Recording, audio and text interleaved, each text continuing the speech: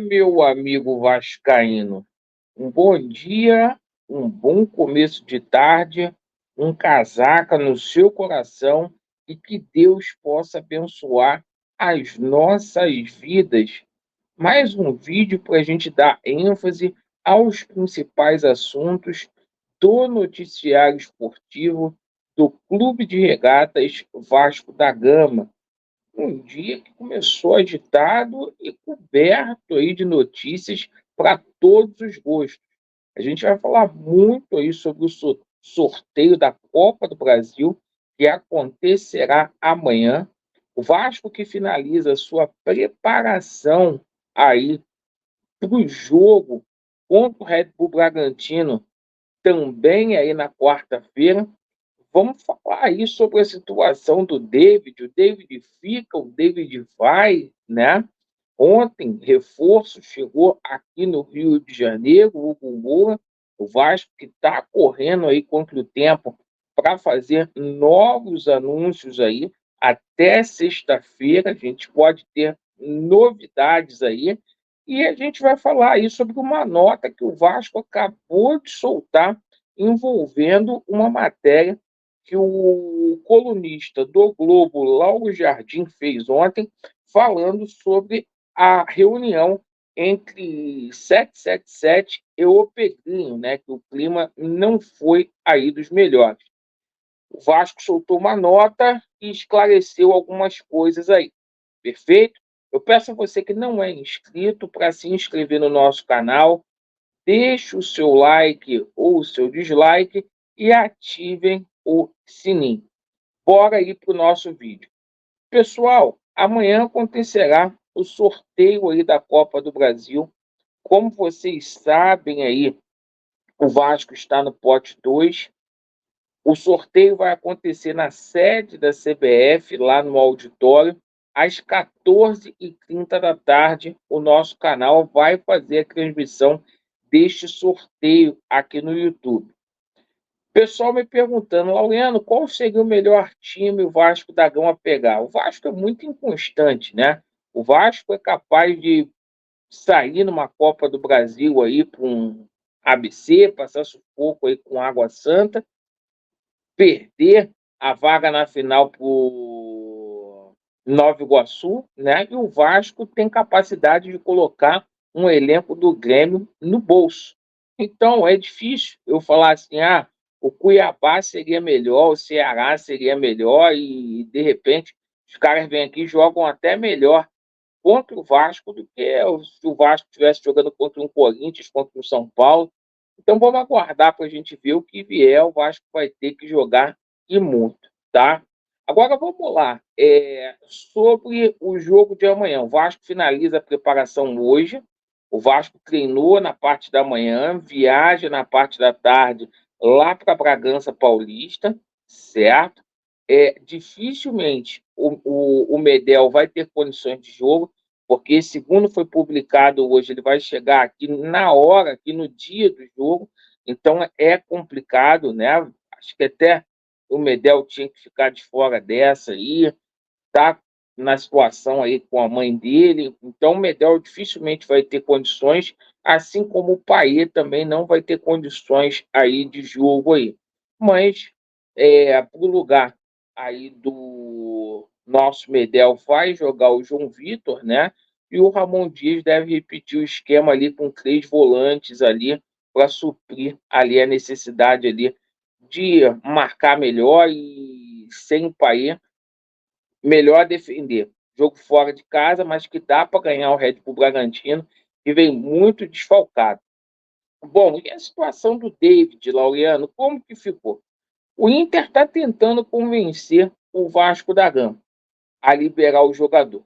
O David, que começou nas categorias de base do Vitória, ontem o Vitória fez aí uma proposta muito avantajada para a equipe do Internacional, mas o Vasco aí não tende a aceitar a proposta aí. Só se o David pedir para poder sair, o que eu acho pouco provável nesse momento aí, onde ele está muito bem aí com a camisa do Vasco da Gama. Agora falando aqui sobre a situação envolvendo reforços, né? O Hugo Moura ontem chegou aqui no Vasco, perfeito. E o seguinte, vai fazer os exames médicos aí, tudo bonitinho. E o seguinte, cara, o rapaz chegou aqui na maior humildade, na maior simplicidade, falando que quer cooperar, buscar uma vaga aí no time do Vasco da Gama. Com essa humildade, ele vai agregar bastante aí. Espero aí que o Hugo Moura tenha sorte, né? Ele falou que não vai pesar em nada o fato dele ter começado na base do Flamengo, que ele é profissional. Concordo com ele, já está maduro, tem 26 anos. Ele que vai chegar aí para brigar por vaga aí, né? Principalmente com o Galdames, certo? É difícil de tirar o Esforza e de tirar o Cocão hoje desse time do Vasco da Gama. Bom, duas situações que o pessoal está me perguntando muito, muito, muito, tá? A situação do Eric Ramírez. O Vasco vai amanhã lá jogar contra a equipe do Red Bull Bragantino. O Vasco tem interesse nesse jogador, agrada muito a 777. O aval já teria sido dado aí para o jogador de 23 anos aí. Um jogador que é polivalente, joga de meia, joga de volante, atuou muito bem aqui no Maracanã contra a equipe do Fluminense, certo? Então o Vasco deve aí fazer uma proposta por empréstimo nessa quarta-feira aí. Tudo no jogo rápido, né? Porque a gente sabe aí que a janela fecha na sexta-feira. Assim como a situação do Shailon. A situação do Shailon aí deu uma esfriada aí nos bastidores aí. Jogador que perdeu um pênalti contra o Flamengo, né? Atuando aí pelo Atlético Goianiense. Mas vamos ver aí como que vai acontecer essas situações até sexta-feira. Não está descartado de chegar mais jogadores aí. Bom, e a gente teve uma informação agora na parte da manhã sobre uma nota do Vasco da Gama nessa situação aí da reunião com o Pedro. Porque ontem um jornalista, é, Lauro Jardim, ele soltou aí uma coluna, uma matéria, dizendo que o Pedrinho teria cobrado débitos que avalia que, pelo contrato firmado, a 777 tem com o clube. Então, segundo a matéria, a 777 estaria devendo o Vasco, né? E houve uma ameaça ali, segundo o jornalista, né? De processar a empresa norte-americana. Bom, o seguinte, hoje o Vasco solta uma nota aí, né? Porque foi uma notícia muito grave, certo? E o seguinte, a assessoria do Vasco enviou a seguinte nota para o Lauro Jardim. O Clube de Regatas Vasco da Gama esclarece que não houve qualquer ameaça de processo contra a 777 Partners, sócia majoritária da Vasco SAF. A associação também afirma que não fez nenhum pedido de antecipação de pagamento.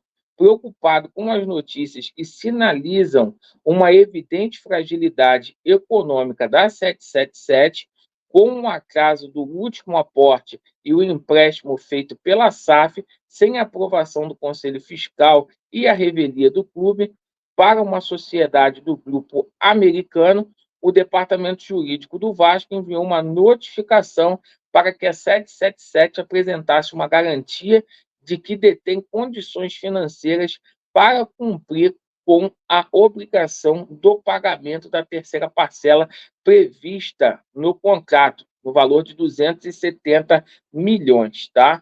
Então, tá aqui. O Lauro Jardim publicou aí essa errata. Então, segundo a nota aí do Vasco da Gama, não houve ameaça aí de processar a 777, né?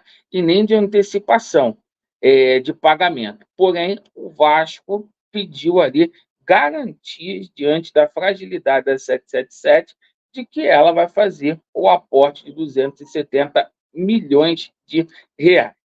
Perfeito? Então, essas foram as notícias aí. Vamos aguardar as cenas dos próximos capítulos. Houve cobrança, sim. O Pedrinho, o ambiente não é muito legal com a 777, mas é essa a situação. Bom, Agradeço pela atenção de cada um de vocês. Vasco neles e a verdade prevalecerá. Valeu!